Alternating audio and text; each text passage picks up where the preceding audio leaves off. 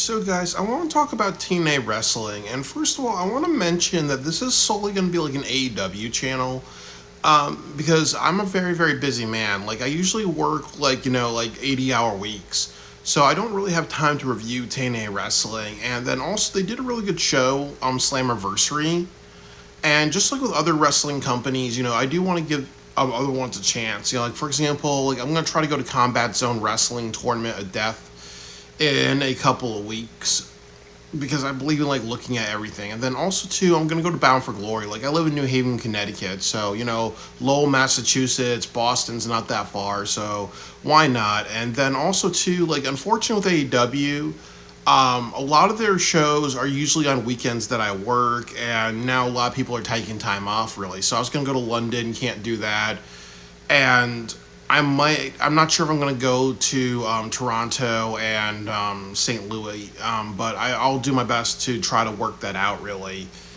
But I just don't have time to consistently talk about TNA wrestling, but I wish them well. Obviously, competition is good. But I do want to talk about at least like 10 reasons why Santana should have won the TNA championship, because a lot of people are talking about this.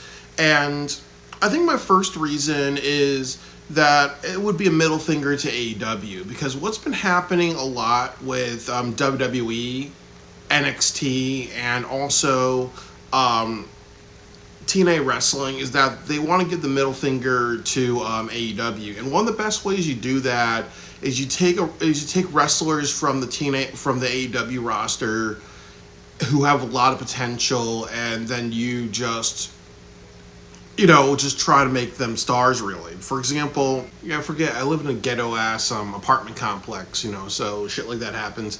But for example, you look at people like Ricky Starks, who they pushed to be the North American champion. Now, there's talks about Blake Monroe eventually being the NXT champion. And then what they're also doing is that you had Cody Rhodes, main event WrestleMania a few times and become the heavyweight champion. And then you also, what's the word?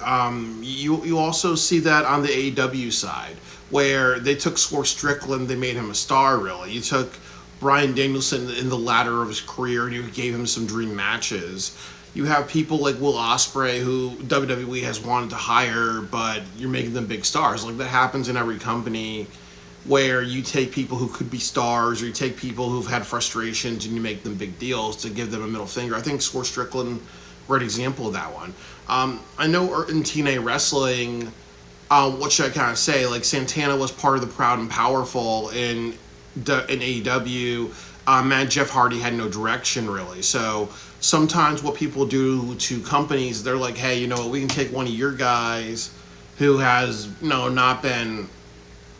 who's been really overlooked, and they have something, and we can actually make them big deals really. So when you do something like not put a title on them in the right moment, you take that away really. You're saying, okay, we don't trust Santana enough really, or as some people will say, are saying that maybe Santana's going to join WWE, so they're like, hey, since you're going to join WWE eventually, we're just not going to put that title on you, and that's kind of stupid really, because obviously if you want to make, if your goal is TNA wrestling, you want to make your company look like the best one out there, and the best way to do that and say, hey, this guy was lost on the roster in AEW. In our company, he helps draw like over 8,000 people, and he's a good champion, really. So that's the first thing. The next thing that I would say is that Slammiversary was the right time to do this. They had a record-breaking attendance. They had AJ Styles come back. They also are being well talked about. So this was a show of saying, hey, we have to hit everything right. So why are we, at the end of the show, why are we keeping a title on Trick Williams? How much does that help Trick Williams that he's feuding with The Undertaker right now, holding the TNA championship, versus Santana going on NXT and thanking the NXT crowd, thanking Trick Williams for bringing out the best in him, and then you set up Santana versus AJ Styles at Bound for Glory, one last match. One does a lot to make TNA look good. The other one does a lot to make NXT WWE look good. So it was the right time to make a bunch of good choices, and then also with the record attendance, with AJ Styles coming back, it's all like really good looks. So you want to capitalize on that. And the other part of it, with it being the right time, was that I think they said that there was a huge Puerto Rican market. There's a lot of people from Puerto Rico. There's a lot of people holding the Puerto Rican flag in the UBS arena. So you have a large crowd that was behind Santana. Why don't you just be like, hey, let's just give him the title right then and now, really. So ultimately, it was the right time to do that. My third reason is that TNA has done this before. That one of the big criticisms of TNA during the Dixie Carter era was they kept putting titles on either former WCW people, ECW people, or NJPW people. I know one time they put a title on Kushida, if I remember his name correctly. So a lot of people were saying, okay, what's going on with the X Division Championship? A lot of people didn't know that actually somebody on New Japan's holding it. I remember when Kazarian was doing really well. They had the Global Cup tournament, and they just had him lose that. And a lot of times when you saw the TNA Championship, it would be Sting or Bully Ray or Jeff Hardy or a couple of other people, or Kurt Angle always holding it. So it always looks bad when you have that message, which is that TNA wrestlers can't hold TNA championships because we don't believe that they can be stars, or we believe it's more marketable to put it on non-TNA people. So, we need to kind of say, hey, we're not in the Dixie Carter era where we just think that our own wrestlers can't make it. Otherwise you're going to run into an AJ Styles situation where he realized that staying with TNA long term wasn't good for him, because he's always going to be treated as secondary or whatnot, really, because he was always just overlooked, and he was not really a champion for a long time, really. Remember, when he was champion, they took the title off of him and they put it on Rob Van Dam, because they felt that more people knew who Rob Van Dam was, So TNA has done this before. And I think the fourth thing is, and ultimately the fourth thing is, how does this benefit TNA wrestling? And I'll ultimately say this, because what does it say when you have three champions right now? You have the tag team champions go to the Hardy Boys, former WWE people.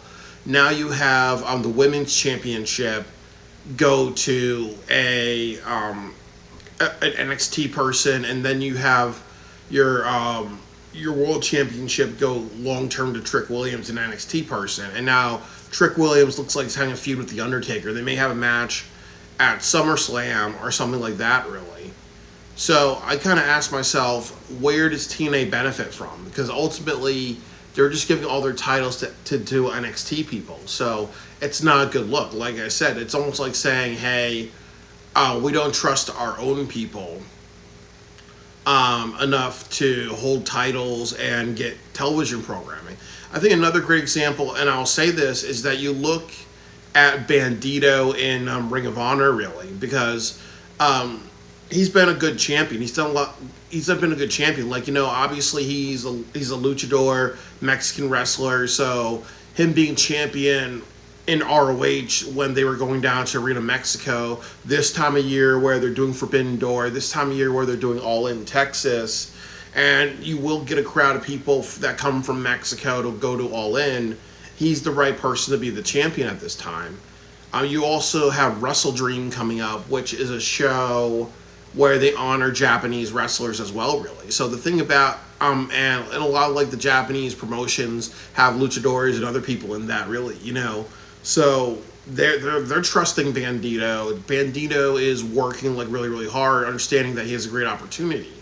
So why can't you learn from AEW to be like, hey, we need to give Santana an opportunity. Hey, we need to book Santana in a lot of the markets around New York City, like maybe the Bronx or other places where he's going to draw a big crowd. Really, why can't we learn to trust our own talent? Really, so that's another big thing. I think that another thing that I will say about all this is that you have to trust your own talent, and that's one of the big problems, really, because like I said, you have to put titles on people to see what they can do. If you do something like say, hey, we're always going to put title on former WWE people or people who are in WWE, you're saying to yourself, we don't trust our own champions. I think a couple examples, and I'll talk about AEW, is you look at Swerve Strickland. For a while he struggled as a champion because they kept putting the attention on the Young Bucks, but they drew like I think over 50,000 people, if I'm correct, at Wembley Stadium with Swerve as a champion. One of the most highly talked about matches of his career was Swerve versus Will Ospreay.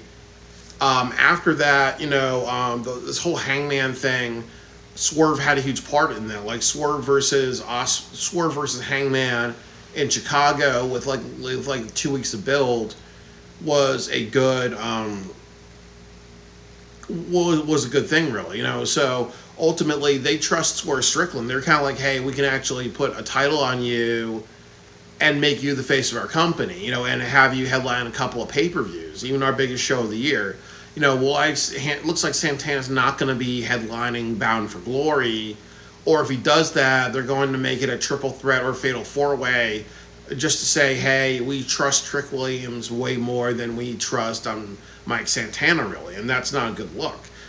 So you have to learn to trust your champions. I think another great example in AEW is that if you look at their roster, a lot of people talk about Tony Storm, that they said that the Hollywood ending should have ended the Los Angeles show earlier this year, and I 100% agree with that. And what I would say is that even though she's a former WWE star or NXT star, she was never put in a position in those in those brands, either Raw or SmackDown or NXT, to be a headliner for a show, really. So when I think of Tony Storm, I kind of think of her almost like one of those stars that became a bigger deal in AEW, really. And honestly, they would have